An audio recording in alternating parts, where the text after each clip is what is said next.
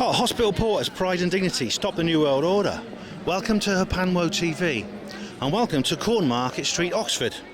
This is central shopping street of Oxford, actually.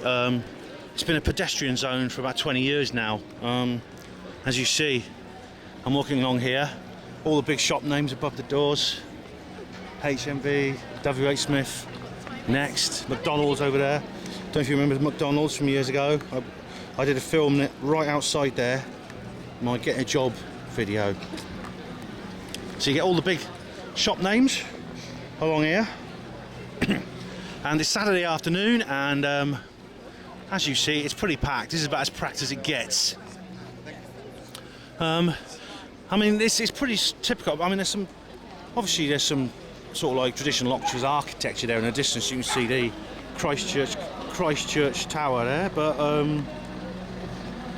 as far as this street itself actually goes, it's pretty much uniform. It's pretty much the standard template for any shopping street anywhere in the country, or indeed the world, actually. Funny thing was, I went to Australia once, and I walked down a very similar street in Australia, in places like Canberra and Sydney and Alice Springs, and they had the very, very same type of streets with the very same shop names above them. So it makes you wonder, now, how far did I actually travel? That's the question. I went to the other side of the world and I saw the very, very same thing. Anyway, I saw a TV news stories the other day talking about Christmas high street sales, and I thought I'd bring that up with you because I hear that you consumers have not been doing your duty. Naughty, naughty. You betrayed your duty to the economy, because Christmas high street sales are down this year. Yes, they are. They're down on previous years. You know. And there's this news story on the BBC was talking about it.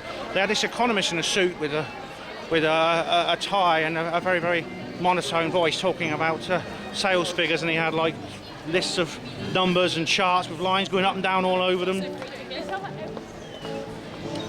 And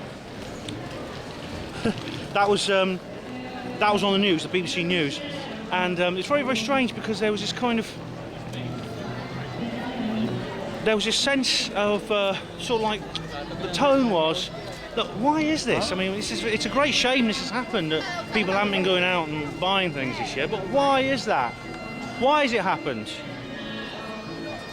There's a bagpipe player over there. I'll have to go back the other way. And there's that kind of confusion, that kind of it's a pity, and a bit of, why are high street sales down this year? And along with this, to me, I mean, it's just a really stupid question, because it's damned obvious why that is. I'll come to that in a minute, but mixed in with all this was a kind of a guilt trip. That was the impression I got. There was a kind of guilt trip they were playing on us. You know that you know, you naughty consumers have not been.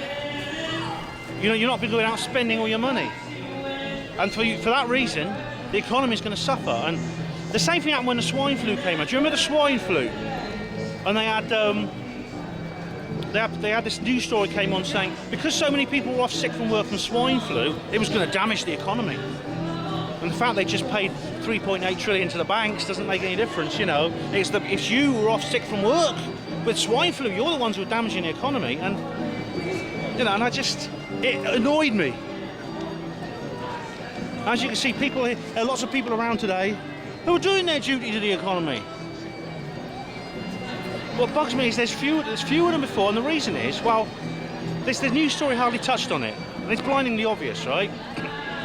Well, our jobs have been taken away from us, our benefits have been cut, food's more expensive, gas is more expensive, electricity is more expensive, everything's more expensive, we got less money.